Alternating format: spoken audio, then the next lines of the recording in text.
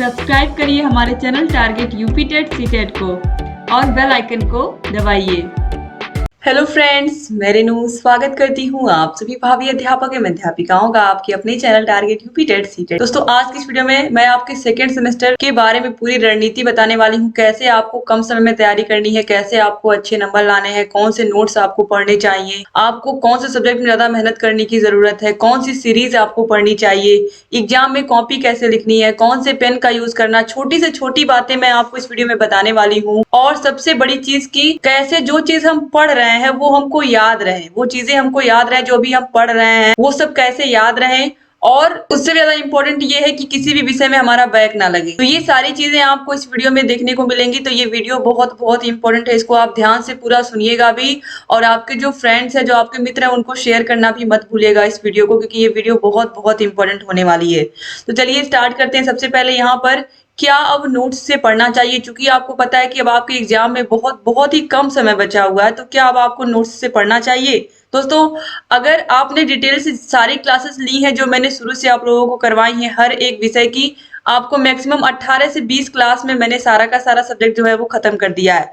और अगर आप ये 18 से 20 क्लास अब नहीं ले पा रहे हैं तो सिंपली आपको कुछ नहीं करना है। जो मैंने मास्टर क्लास हर विषय की बनवाई है, अगर आप मास्टर क्लास पढ़ लेते हो तो आप समझ जाओ कि अगर एक विषय की भी आपने मास्टर क्लास पढ़ ली, केवल वर्तमान भारतीय समाज एवं प्रारंभिक शिक्षा की अगर आपने पढ़ ली, तो आप देखोगे कि उस विषय की पूरी नॉलेज आपको हो गई। इसी प्रकार सेकंड पेपर प्रारंभिक शिक्षा के नवीन प्रयास भी अगर आपने उसका भी मास्टर क्लास देख लिया तो इसका मतलब आपने पूरा का पूरा सेकंड पेपर पढ़ लिया। तो अगर ये 18 से 20 वीडियो आप नहीं देखना चाहते हो तो केवल एक मास्टर क्लास ही आप देख करके हर एक विषय की अपनी तैयारी अच्छी कर सकते हैं। अब यहाँ पर मास्टर क्लास मैंने यहाँ पर आपको जो आपके क्लासेस अगर आप नहीं ले सकते तो आप मास्टर क्लास से अपनी उस कमी को दूर कर सकते हो। अब आता है कि कौन सी सीरीज हम पढ़े। दोस्तों, सीरीज दोनों ही बहुत अच्छी हैं, चाहे राजन सीरीज हो या पवन सीरीज हो। राजन भी हमने कंप्लीट पढ़ा दी, आपकी पवन सीरीज भी हमने कंप्लीट पढ़ा दी है। ठीक है, तो आप चाहे राजन से पढ़ो या पवन से पढ़ो, मैं तो ये कहूंगी दोनों के ही सारे के सारे क्वेश्चंस को आपको केवल कुछ नहीं करना है, हर एक क्वेश्चंस को हमने अच्छे से पढ़ाया है ताकि जो डाउट है वो भी आपका दूर हो और जो गलत आंसर दिए हैं उसको भी हमने सही करके पढ़ाया है। तो अगर आप लोग सीरीज को अच्छे से पढ़ते हो तो आपके बहुत सारे डाउट जो है वो दूर हो जाएंगे। और मैक्सिमम क्वेश्चंस ऐसे होते हैं एग्जाम में जो बार बार क्या होते हैं, रिपीट होते हैं। तो जो प्रश्न रिपीट होते हैं उसको पढ़ने से क्या फायदा होगा कि आपके एग्जाम में भी वो क्वेश्चन देखने को मिलेंगे, तो आपको बिल्कुल सोचना नहीं पड़ेगा आंसर देते टाइम। तो इसलिए आपको क्या करना है कि दोनों ही सीरीज के बहुविकल्पी और अतिलघु उत्तरीय क्वेश्चंस को पढ़ डालना है।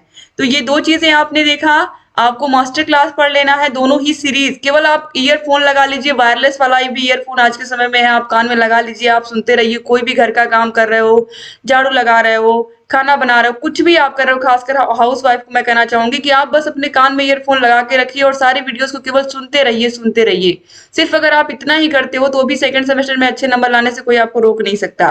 तो यहाँ पर हमने बात कर ली मास्टर क्लास की और सीरीज की बात कर ली। अब इसके बाद तीसरी चीज आती है प्रीवियस ईयर क्वेश्चन पेपर। हर एक विषय का 6 साल का 6 ईयर का क्वेश्चन पेपर आपको मिल जाएगा।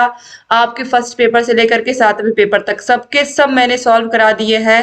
हर विषय का 6 साल का प्रीवियस ईयर क्वेश्चन पेपर अगर आप लगा के जाते हो तो आपका कॉन्फिडेंस वैसे ही हाई रहेगा। और कुछ नहीं करना, उसमें भी आपको सिर्फ और सिर्फ सुनना ही है। इसके बाद आता है कि कौन से सब्जेक्ट को ज्यादा टाइम दे। दोस्तों, ये बहुत इंपॉर्टेंट है। अगर हम बात करें मैथ की, और बहुत सारे बच्चों को इंग्लिश में भी डर लगता है, इंग्लिश। इसके बाद तीसरे नंबर पर आता है साइंस। ठीक है, ये जो 3 विषय हैं इसमें सबको बहुत डर लगता है। तो इसमें हमें क्या करना है, जो विषय हमारा सबसे कमजोर है इसको हमें सिर्फ दिन में 1 घंटा, 1 से 1.5 घंटा, अगर आप 1 आवर से भी ज्यादा थोड़ा सा देना चाहते हो या 1 आवर ही आपके पास देना चाहते हो, तो रोज आपको क्या करनी है, इस विषय पर मेहनत करनी है। क्योंकि जो मैथ है वो अभ्यास करने वाला सब्जेक्ट है। जितना आप इस पर प्रैक्टिस करोगे, प्रैक्टिस जितना आप करोगे उतना ही आपका ये सब्जेक्ट अच्छा होगा। तो इसके लिए आपको दिन में 1 घंटा निकालना पड़ेगा प्रैक्टिस करने के लिए। बाकी और सारे विषयों को आप केवल सुन के ही याद कर सकते हो। ईयरफोन लगा के खाली अगर आप सुन लेते हो तो भी आपके सारे विषय ऑलरेडी तैयार हो जाएंगे।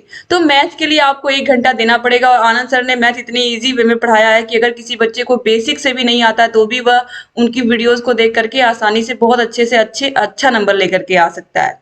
ठीक है। तो आपको मैथ, इसके बाद इंग्लिश की बात करें तो इंग्लिश में भी आपको खाली सुनना है, सारे के सारे वीडियोस को केवल सुन डालना है अच्छे से, तो भी लर्न हो जाएगा। क्योंकि मैंने बहुत आसान भाषा में आपको इंग्लिश की सारी क्लासेस दी हैं, तो आप सारी क्लासेस भी ले सकते हो, और अगर आप चाहो तो मास्टर क्लास केवल करके भी इंग्लिश की तैयारी अच्छी कर सकते हो। साइंस में भी सेम यही चीज है, साइंस बहुत ईजी है आप लोगों के सेकेंड सेमेस्टर का, लेकिन मेहनत आपको करनी है। तो मेहनत कैसे करोगे, आप पूरा का पूरा मास्टर क्लास आप देख सकते हो साइंस का, साइंस की क्लासेस भी देख सकते हो अगर आपको डाउट है। अगर ये विषय आपके कमजोर हैं तो मैं आपको यही सलाह दूंगी कि आप इन विषयों की क्लासेस ले लीजिए। 18 से 20 क्लास में हर एक विषय को हमने खत्म कर दिया है मैक्सिमम, तो इन विषयों की क्लासेस आप ले सकते हो, उसके बाद फिर मास्टर क्लास भी देख सकते हो। ठीक है। इसके बाद अब यहाँ पर आता है कि टाइम मैनेजमेंट कैसे करें। बहुत आसान है, जो विषय हमारा कमजोर है उस पर हमें ज्यादा टाइम देना है। अगर हमारा मैथ कमजोर है या इंग्लिश कमजोर है तो हमें इन दोनों सब्जेक्ट को रोज 1-1 घंटा दे देना है। इन विषयों को 1-1 घंटा दे देंगे, बाकी और सारे विषयों को अल्टरनेट पढ़ेंगे। अगर फर्स्ट पेपर आज पढ़ लिया तो कल सेकंड पेपर पढ़ेंगे, फिर परसों फर्स्ट पेपर पढ़ेंगे, फिर उसके बाद सेकंड पेपर। अल्टरनेट हम रख सकते हैं और विषयों को, लेकिन जो कमजोर है उन विषयों को हमें रोज पढ़ना है।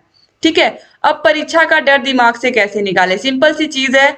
अगर आपने तैयारी अच्छी की है, आपको सारे विषयों के ऊपर कॉन्फिडेंस है, तो ये जो डर नाम का शब्द है ये अपने आपके माइंड से गायब हो जाएगा। तो इसके लिए आपको क्या करना है, आपको अभी से सारे विषयों की तैयारी अच्छी करनी है, सारे विषयों की मास्टर क्लास देखनी ही है, सारे विषयों की रतन सीरीज, पवन सीरीज की वीडियोस आपको देखनी ही है, क्योंकि आपको अपनी तैयारी जो है वो बहुत अच्छी करनी है। ठीक है। अब इसके बाद आते हैं एग्जाम में कॉपी कैसे लिखें। दोस्तों एग्जाम में कॉपी कैसे लिखें, इस पर मैंने बहुत ही अच्छी वीडियो बनाई है, जिसको आप लोगों ने बहुत ढेर सारा प्यार दिया है।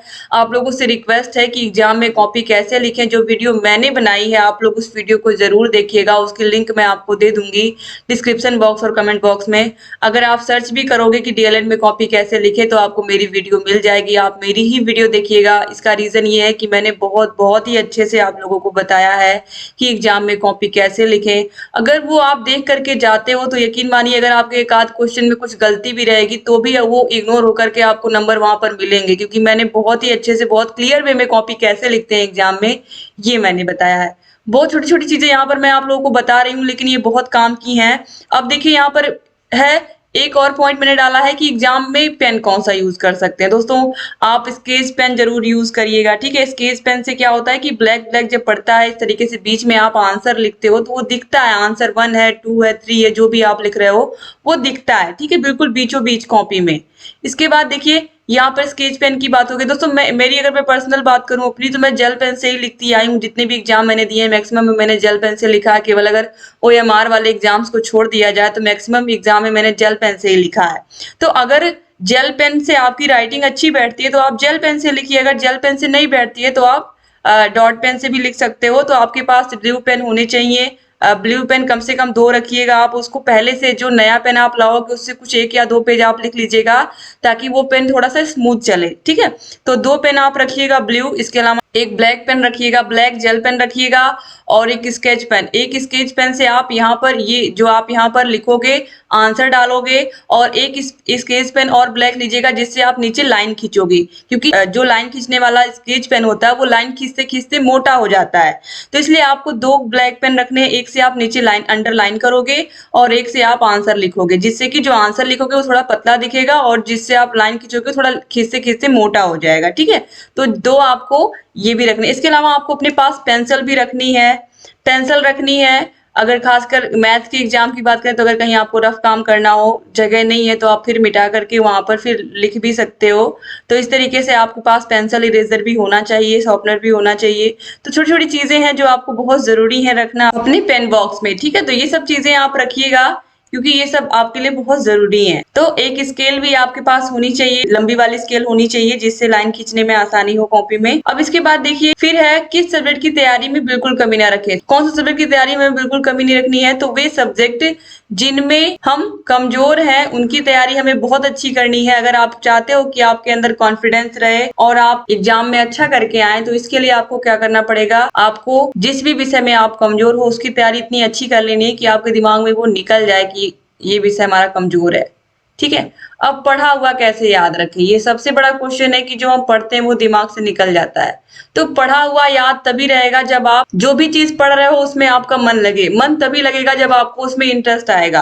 अब आप कोई भी वीडियो मेरी सेकंड सेमेस्टर की उठा के देख लीजिए, किसी भी विषय की, अगर आपने पढ़ना शुरू कर दिया है तो आपके अंदर अपने आप इंटरेस्ट आ जाएगा, क्योंकि बोरिंग तरीके से मैंने किसी भी विषय को पढ़ाया ही नहीं, बहुत इंटरेस्टिंग तरीके से पढ़ाया है और आपके आसपास की बाहरी दुनिया से जोड़ करके ही हर विषय को पढ़ाया है। हर विषय में मैंने एग्जाम्पल्स दिए हैं ढेर सारे, जिससे आपको लगेगा ही नहीं कि आप सेकंड सेमेस्टर की तैयारी कर रहे हो या पढ़ रहे हो। आपको इजी वे में सारी चीजें अपने आप याद होती चली जाएंगी, क्योंकि कुछ रटने वाला है ही नहीं। सेकंड सेमेस्टर में कुछ नहीं रटने वाला है, सब चीजें बहुत आसान है।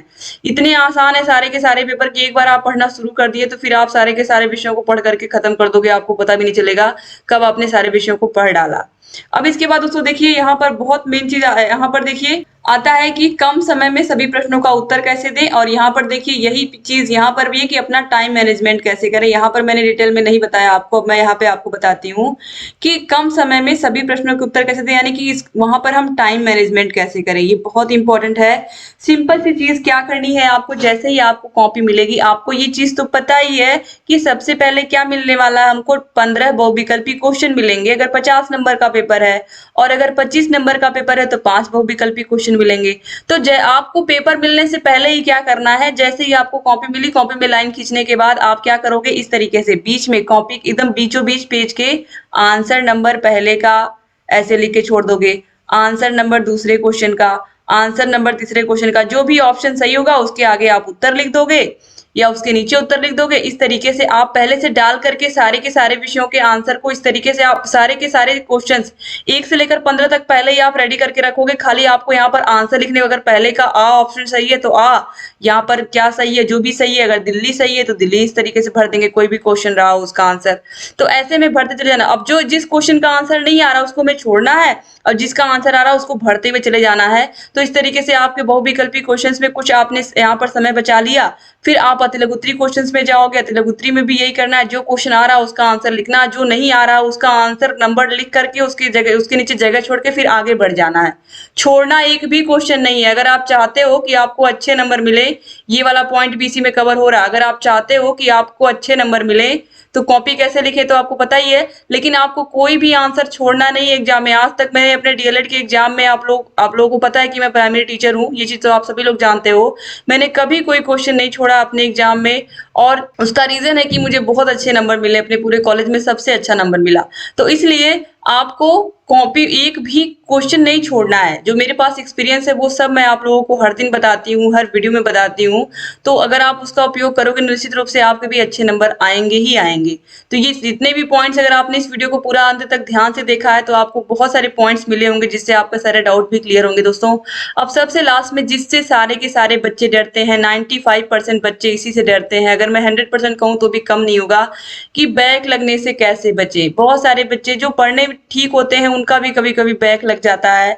तो बैक लगने से बचने का सिंपल सा तरीका है कि अगर 25 नंबर के पेपर में ही बैक लगता है, चाहे आपका मैथ हो, साइंस हो, इंग्लिश हो, तो आपको क्या करना है कि कोई भी क्वेश्चन पहली बात तो एग्जाम में छोड़ के नहीं आना है, ठीक है। और बैक अगर आपको पता है यही सारे विषय हैं जिनमें मेरा बैक लग सकता है या जिनमें बैक लगने के चांसेस है, तो उन विषयों को आप इतना स्ट्रॉन्ग करके जाइए कि कोई भी क्वेश्चन आपके सामने से आंख के सामने आए तो वो बच ही ना पाए। तो इसके लिए आपको तैयारी बेहतर करनी होगी। तैयारी कैसे करनी है ऑलरेडी मैंने बता दिया है। सारे के सारे विषयों की वीडियोस की लिंक डिस्क्रिप्शन बॉक्स और कमेंट बॉक्स में मिल जाएगी दोस्तों। और अगर अभी तक आपने हमारे चैनल को सब्सक्राइब नहीं किया तो प्लीज सब्सक्राइब कर दीजिए। सारे विषयों की मास्टर क्लास आपको देखनी है और सारे के सारे विषयों की सीरीज की वीडियो सुन डालनी है। सारे विषयों के प्रीवियस ईयर क्वेश्चन पेपर्स को सुन डालना है। मैथ को रोज 1 घंटा लगाना है। इंग्लिश को भी, अगर इंग्लिश कमजोर है तो इसको भी 1 घंटा आपको पढ़ लेना है। और सारे के सारे विषयों को अल्टरनेट क्रम में पढ़ना है जो आपके तैयार हैं। तो इस तरीके से अगर आप पढ़ोगे तो आपकी तैयारी बहुत अच्छी होगी। एग्जाम में कॉपी कैसे लिखनी है उस वीडियो की लिंक आपको मिल जाएगी डिस्क्रिप्शन बॉक्स और कमेंट बॉक्स में। आप वही वीडियो देख के जाइएगा जो मैंने बनाई है। ये बात मैं बार बार बोल रही हूँ क्योंकि मैंने उसमें बहुत सारे टिप्स भी आपको इस वीडियो में बताए हैं। जो इसमें बताऊंगी तो बहुत लॉन्ग हो जाएगी ये वीडियो। तो दोस्तों उम्मीद करती हूँ कि आप लोगों के सारे डाउट्स भी दूर होंगे। अगर आपको सारे के सारे वीडियोस की पीडीएफ भी चाहिए या सारे विषयों की वीडियोस की लिंक चाहिए, अगर नहीं मिल रही है यहाँ पर भी, अगर आपको दिक्कत होती है ढूंढने में, तो आप हमारे टेलीग्राम को ज्वाइन कर सकते हैं। टेलीग्राम पर आपको सारे के सारे विषयों की वीडियोस मिलेंगी। जिन वीडियो के नोट्स हमारे पास अवेलेबल है वो नोट्स भी हम आपको देंगे। तो टेलीग्राम को ज्वाइन कर लीजिए और टेलीग्राम को ज्वाइन करने के बाद वहां पर भी आपको सारी वीडियोस मिलेंगी ही, तो ढूंढना नहीं पड़ेगा आपको। वीडियो को शेयर करना मत भूलिएगा दोस्तों, प्लीज शेयर करिएगा और चैनल से हमारे ऐसे ही बने रहिएगा। वीडियो कैसा लगा आप कमेंट करिएगा। अगर आपने पूरा वीडियो ध्यान से देखा है तो आप कमेंट करके जाइएगा कि आपको ये वीडियो कैसी लगी। और अगर आपको कॉपी कैसे लिखे वो वीडियो नहीं मिल रही है तो आप कमेंट कर सकते हो। जो भी वीडियो नहीं मिल रही है आप कमेंट करोगे, हम आपको कमेंट के नीचे ही उस वीडियो की लिंक प्रोवाइड कर देंगे। थैंक यू सो मच दोस्तों, वीडियो को इतना ध्यान से देखने के लिए और सारे के सारे पॉइंट्स को इतने ध्यान से सुनने के लिए। चैनल से हमारे ऐसे ही बने रहिए और ऐसे ही हमसे जुड़े रहिए और आपके लिए रेगुलर वीडियोस हम लेकर के आते रहेंगे। और हमारी यही कोशिश है कि आप सभी लोगों का शिक्षक बनने का सपना पूरा हो, ताकि आपके माँ बाप का भी सपना पूरा हो और आप लोग समाज में एक अपनी अलग पहचान बना पाएं। तो दोस्तों चैनल से बने रहिए। जय हिंद दोस्तों।